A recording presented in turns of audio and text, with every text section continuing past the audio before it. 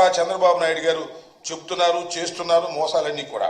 అంతేకాదు, ఎన్నికలు కూడా రాకముందు వైఎస్ఆర్ కాంగ్రెస్ పార్టీ అధికారంలో ఉన్నప్పుడు 66 లక్షల మందికి పెన్షన్ ఇచ్చాం. కానీ ఇవాళ 62 లక్షల మందికి ఇస్తున్నారు. 4 లక్షల మందికి ఎక్కడేశారు, కట్ చేసి పారేశారు.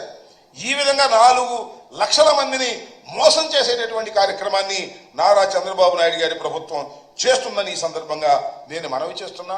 అప్పుల విషయంలోనూ, ఈ విషయంలోనూ, అన్ని విషయాల్లోనూ ఈ విధంగా మోసం చేసేటటువంటి కార్యక్రమం చేస్తున్నారు. ఉద్యోగ కల్పనలు మన గవర్నర్ గారు చెప్పాడు, 4 లక్షల ఉద్యోగాలు మేము సృష్టించాం అన్నారు. మళ్ళా నారా లోకేష్ గారు మేము ప్రైవేట్ రంగంలో సృష్టించామని ఒక అబద్ధం ఆడి ఆ విధంగా ప్రజల్ని మోసం చేసేటటువంటి కార్యక్రమం చేస్తున్నారు. దాని సంగతికి వస్తే ఇంకా అమరావతి సంగతి, అమరావతి వారి అద్భుత దీపం అన్నారు, అమరావతి అద్భుతమైన నగరంగా తీర్చిదిద్దుతామన్నారు. మరి మాట్లాడితే అది సెల్ఫ్ ఫైనాన్స్ అన్నారు. దానికి ఎవరు పెట్టుబడి పెట్టాల్సిన అవసరం లేదు, దానంతా అదే పెట్టుబడి తెచ్చుకుంటుంది, అదే అభివృద్ధి చెందిపోతుంది అన్నారు. బడ్జెట్లో మరి కేటాయింపులు ఎందుకు పెడుతున్నా నాకు అర్థం కాల. 26,000 కోట్ల రూపాయలు వాళ్ళు అప్పు తీసుకోవాల్సినటువంటి పరిస్థితి వచ్చి ఇవాళ ట్రంక్ ఇన్ఫ్రాస్ట్రక్చర్ కోసం 26,000 కోట్ల రూపాయలు ఖర్చు పెట్టేటటువంటి కార్యక్రమాన్ని ఇవాళ చంద్రబాబు నాయుడు గారు చేస్తున్నారు.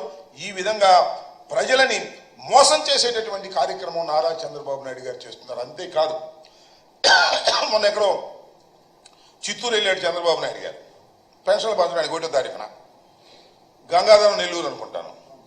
అక్కడ మాట్లాడుతున్నాడు ఏమని, వైసీపీ వాళ్ళ పనులు చేయొద్దంట, వైసీపీ నాయకులకు కానీ వైసీపీ కార్యకర్తలకు కానీ ప్రభుత్వం నుంచి వచ్చేటటువంటి పనులు చేయడానికి వీలేదంట. ఇది ఎక్కడ పోయే కాలం ఆయన నాకు అర్థం కాలేదు.